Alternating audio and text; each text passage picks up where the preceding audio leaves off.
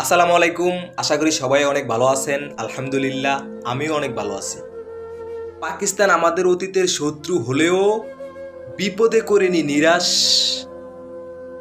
আমাদের বন্ধু তুল্য প্রতিবেশী, বিপদে টিপে ধরেছে শ্বাস।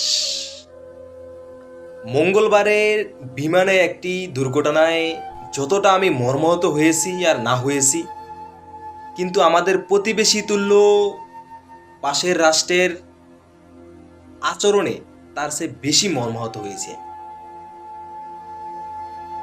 মঙ্গলবারে বিদেশগামী একটি বিমানে আমাদের বাংলাদেশি একজন বিদেশগামী যাত্রী হঠাৎ মানে অসুস্থ হয়ে বমি করা শুরু করেছিল।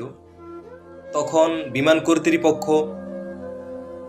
বোম্বাই এয়ারপোর্ট কাছে থাকাতে আলাপ আলোচনা করেছিল, বোম্বাই ল্যান্ড করার জন্য তাদের কাছে আবেদন করেছিল বা তাদের কাছে অনুরোধ করেছিল।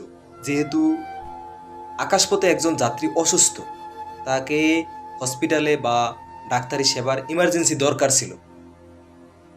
যখন অসুস্থ ব্যক্তির তথ্যাদি জানার পরে দেখলো বাংলাদেশি এবং মুসলিম, তখন তারা সম্পূর্ণ না বলে দিয়েছে বিমান ল্যান্ড না করে। আমরা কথায় কথায় বলি আমাদের পার্শ্ববর্তী রাষ্ট্র ভারত আমাদের প্রতিবেশী, আমাদের বন্ধু, সর্বদা তারা আমাদের উপকারে আসে, সর্বদা তারা আমাদেরকে সাহায্য করে, হেল্প করে বিভিন্ন বিষয়ে। আচ্ছা, এটা কি সকল সাহায্যর চেয়ে ক্ষুদ্র কিছু? একজন মানুষ আকাশপথে অসুস্থ হয়ে একটি রাষ্ট্রের কাছে একটু সাহায্য চেয়েছিল, হেল্প চেয়েছিল, তারা বাংলাদেশি বলে তাদেরকে ওখানে ল্যান্ড করতে দিল না। আর আমরা কত নির্মম, কত পাষাণ! আমরা বাংলাদেশিদের রক্ত ডেঙিয়ে তাদেরকে আমন্ত্রিত মেহমান করে আমরা সাদরে গ্রহণ করি, সর্বোচ্চ সেবা তাদেরকে প্রদান করি। আসলে এই সমস্ত কথাগুলো আমরা যদি না বলি, বলবে কারা? হতে পারি আমি একজন ক্ষুদ্র মানুষ, আমিও একজন বাংলাদেশের নাগরিক হিসেবে দেশের সকল প্রকার অগ্রাধিকার আমার আছে, আমার কথা বলার অধিকার আছে, আমার দেশের ভালো মন্দ বলার অধিকার আছে। তাই এসব কথা আমার বলতে হচ্ছে আপনাদের সামনে, আপনাদের সম্মুখে।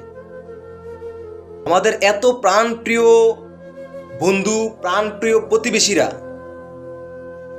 একজন আকাশপথে অসুস্থ ব্যক্তিকে, বিপদগামী একটি বিমানকে বাংলাদেশি হওয়ার জন্য তাদেরকে ল্যান্ড করতে দিল না, তাদেরকে ডাক্তারি সেবা নেওয়ার জন্য সুযোগ দিল না। কিন্তু সেই পাকিস্তান আমাদের শত্রু, এখনো আমরা পাকিস্তানকে আমাদের শত্রু ভাবি এবং আজীবন ভাবব। বিপদের সময় তারাই আমাদেরকে সাহায্য করেছিল, কারণ তাদের মস্তিষ্কের ভিতরে ধর্মীয় জ্ঞান আছে, মুসলমানের রীতিনীতি আছে, তাদের অন্তরে মানুষের প্রেম আছে। একজন মুসলমান, আচ্ছা মুসলমান বাদ দিলাম, একজন মানুষ কখনো মানুষের বিপদে সে যতই শত্রু হোক না কেন তাকে নাকচ করতে পারে না। আজ দুঃখের সাথে অতীতের কিছু ইতি টানলে ভিতরটা ফেটে চৌচির হয়ে যায়। আলেম সমাজ ওই দিন বাধা দিছে বলে আলেম সমাজকে বিভিন্নভাবে বিতাড়িত করা হয়েছে। আমাদের বাংলাদেশের প্রশাসন, বাংলাদেশের রাষ্ট্রীয় ক্ষমতাসীনেরা, বাংলাদেশের উঁচু উঁচু চেয়ারধারী মানুষগুলো, আপনারা যাদেরকে এতদিন বন্ধু ভেবে হৃদয়ের বাম পাশে স্থান দিয়েছিলেন, আজকে বিপদে তারাই আপনার গলা টিপে ধরেছে। তারপরে কি আমাদের শিক্ষা হবে না? তারপরেও কি আমাদের দেশপ্রেম অন্তরে জাগবে না? তারপরেও কি আমাদের বাংলাদেশের জন্য বাংলাদেশের মানুষ কাঁদবে না? এখনো কি ওই ভিনদেশীদের চলাকলা, ভিনদেশীদের হয়ে আপনারা কাজ করবেন? এখান থেকে আমাদের শিক্ষা গ্রহণ করা উচিত। আমাদের উচিত সম্পূর্ণ রূপে স্বার্থপর বেঈমান এবং শোষাদেরকে বয়কট করা। তারা আমাদের যতই উপকার করুক, আসলে এটা উপকার নয়, এটা উপকারের নামে আমাদের পাছায় পাশ দেওয়ার মতো।